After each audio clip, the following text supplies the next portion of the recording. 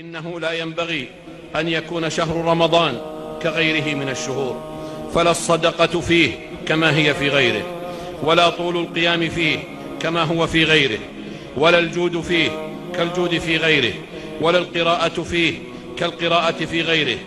ألا والله وتالله وبالله لا عذر لأحد في رمضان إن لم يظفر فيه بباب القيام فليظفر بباب الصدقة، فإن لم يستطع فبباب التلاوة، فإن لم يستطع فبباب الذكر، فإن لم يستطع فلا أقل من أن يكف لسانه وجوارحه عما يخدش هذا الشهر ويثلمه.